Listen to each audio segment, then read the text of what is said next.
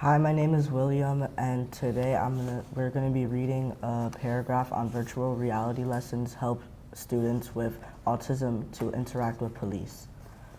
An encounter with a police officer can be stressful for any teenager, but for a student with autism, it can be especially dangerous. Children with autism have different abilities. Some can talk while others can't.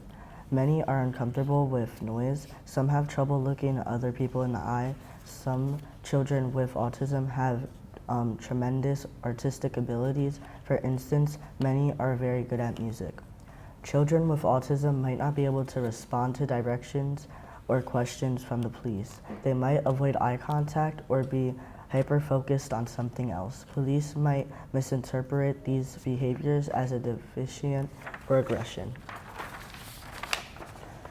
In attempts to keep kids safe, some autism advocates have created guides for children and their families. The guides encourage building relationships with local law enforcement or practicing specific ways to act and speak in front of the police. A virtual reality exercise could be powerful. One Okay, company... You gotta stop spinning, okay? I know you're on a spinning chair. The problem is that if we're trying to watch you, you're going back and forth, all right? So just keep your feet on the ground and let's try it again. A virtual reality exercise. Go ahead. One company is... Read the title again. A virtual reality exercise could be powerful.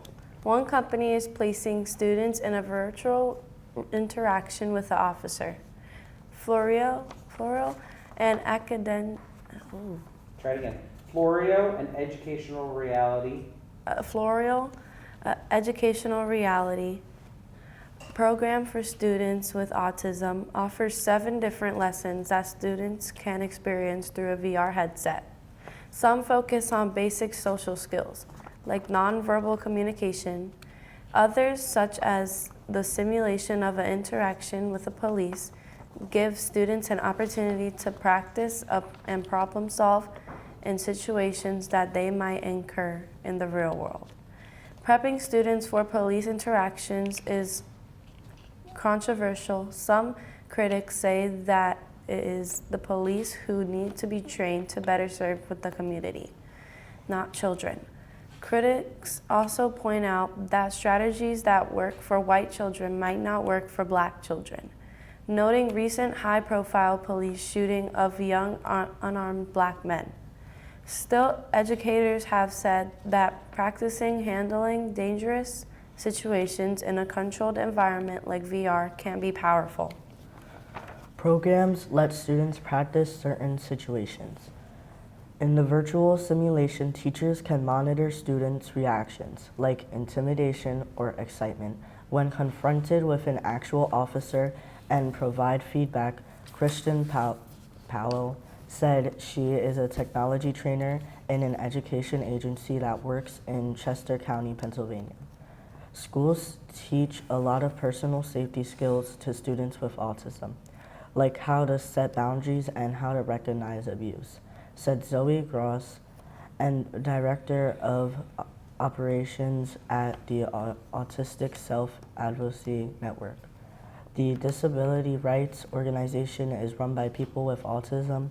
There is a real use for programs that give students practice in situations that may be unfamiliar, she said. That said, this isn't the solution to police violence, Ross said. It's the duty of police to not injure or kill people. Lori Reyes, an officer with the Montgomery County Police Department in Maryland, agrees that law enforcement should be better prepared. Reyes, who helped Florio develop its program, helps to lead an outreach unit at the police department for people with autism and intellectual disabilities. We're doing the best we can to educate the officers in Montgomery County, she said, but also having a layer of educating the individual has been huge for our program. Florio's co-founder, Vijay Riveradan, has a 9-year-old son on the autism spectrum. There's much about the world that can be better, he said, but we can't accept it for what it is and try to help people who want to gain skills to traverse that world. training program for law enforcement. It is hard to know how often teenagers with autism have dangerous encounters with the police. There is evidence to suggest that the students with disabilities are likely to encounter law enforcement. A recent study from the Autism Institute at Drexel University found that by age 21, 20% of students with autism had been stopped and questioned by the police, and 5% had been arrested. Children with autism might be especially vulnerable in these interactions. Two newspapers, The Washington Post and The Guardian, tracked the disability status of people killed by law enforcement. The Guardian found that 1 in 5 people killed by police in 2015 had a mental health disability. To be clear, autism is not a mental illness, but advocates say that it is likely that people with autism would have been characterized as such by the police department. One solution to this problem would be to train police on how to recognize markers of autism. Then they could understand the best way to react and escalate the situation by using force. That's what Emily Island, an autism researcher and advocate, set out to do in the early 1990s. When her son was diagnosed with autism, she worried about what might happen if he were pulled over by the police while driving. She developed a training program for law enforcement called Experience Autism and partnered with the police department in Los Angeles, California. Basic skills behavior. Island's program is one of a few options that police departments have in the United States if they want to train their officers on autism awareness. Training on these issues is still relevantly rare. However, it does not ensure that officers will change their practice. One day, an officer told Island, "Emily, I can know someone has autism, but if they run from me, I still have to chase them. And if they fight with me, I still have to fight them and win." Island decided then that she needed to develop training for teenagers too. Her program, Be Safe, uses video modeling to demonstrate skills like follow police instructions, understanding arrest procedure, or giving information to call a 911 operator. For the police simulation, Florio worked with Freyas at the Montgomery County Police Department to develop a virtual experience that would accurately represent an officer's behavior. The simulation teaches kids skills like being able to show identification cards when an officer asks, keeping hands in sight, or sitting and waiting patiently when an officer walks back to the squad car. A handful of schools currently use the program. The opportunity for personalization could be a potential benefit of VR over a traditional program, said Julia Parrish-Morris.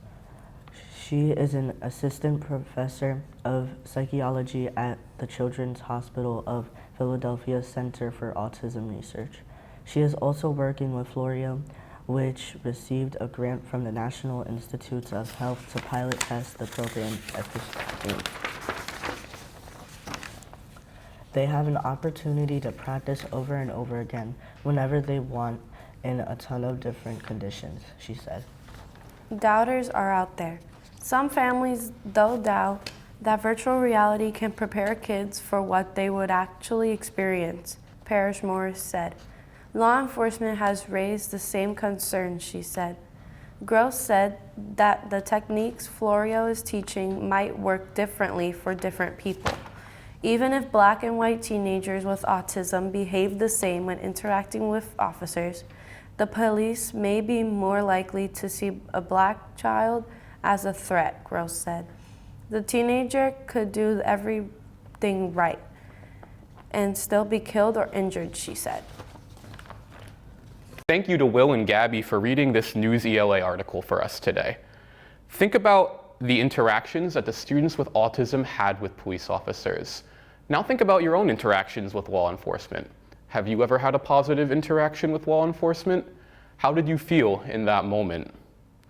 On a blank sheet of paper or on your Chromebook, write a few sentences about that experience, and then write about how virtual reality helped the students with autism overcome their fears or insecurities.